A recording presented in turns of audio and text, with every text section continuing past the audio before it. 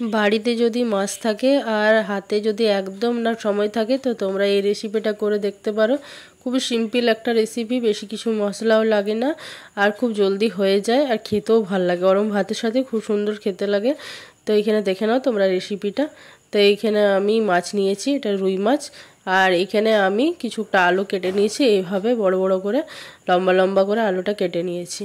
আর এইখানে নিয়েছি আমি আদা, জিরে আর কাঁচা লঙ্কা বাটা, বাস এই বাটাটাই লাগবে।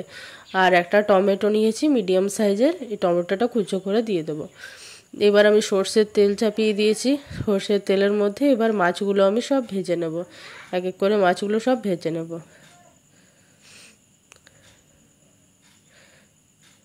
তো মাছগুলো আমি আরেকবার ভেজে নিচ্ছি, এখানে পেটিগুলো ভেজে নিচ্ছি, মাছের পেটিটা।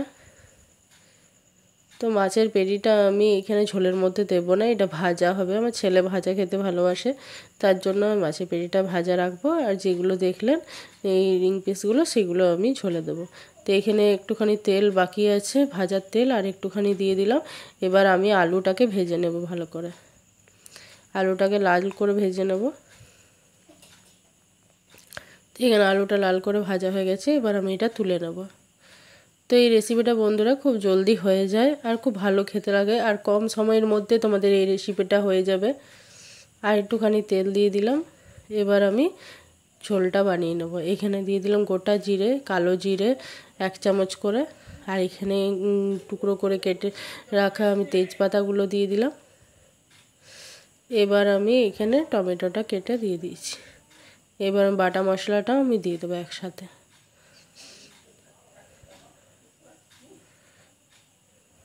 তো বাটা মশলাটা দেওয়া হয়ে গেছে, এবার আমি জল দিয়ে একটু একটু করে ভালোভাবে কষিয়ে নেব।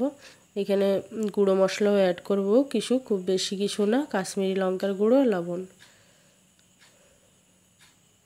এখানে কাশ্মীরি লঙ্কার গুঁড়ো কালারের জন্য দিয়েছি, তোমরা চাইলে নাও দিতে পারো, আর স্বাদ অনুযায়ী লবণ। তো এখানে মশলাটা খুব ভালোভাবে এখানে 1 চামচের মতো লবণ দিয়েছি আমি, তোমরা পরিমাণ অনুযায়ী দিও লবণটা। এবার আমি মশলাটা ভালোভাবে কষিয়ে নিয়েছি, এবার আমি জল দিয়ে দেবো। তো এটা যেহেতু আমি পাতলা ঝোল বানাচ্ছি, তোমরা যেমন ঝোলটা রাখবে সেরকম অনুযায়ী জলটা দেবে। আর এখানে আলুগুলোও দিয়ে দিলাম, এবার আমি ঢাকা দিয়ে আলুটা সেদ্ধ অবধি ভালো করে ফুটিয়ে নেব ঝোলটা।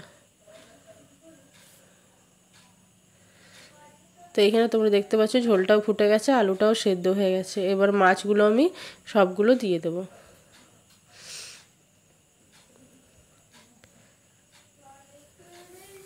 তো এখানে আরেকবার মাছের সাথে ঝোলটা ভালোভাবে ফুটিয়ে নেব, দিয়ে নামিয়ে দেবো। তো এখানে আমার মাছের রেসিপিটা পুরো কমপ্লিট হয়ে গেছে।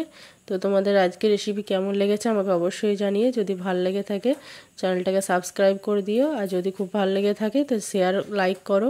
আর যারা ফেসবুক থেকে দেখছো তারা আমার চ্যানেলটাকে ফলো করে রেখো। তো এখানে অসংখ্য ধন্যবাদ তোমাদের পুরো ভিডিও দেখার জন্য। নমস্কার। নমস্কার বন্ধুদেরকে।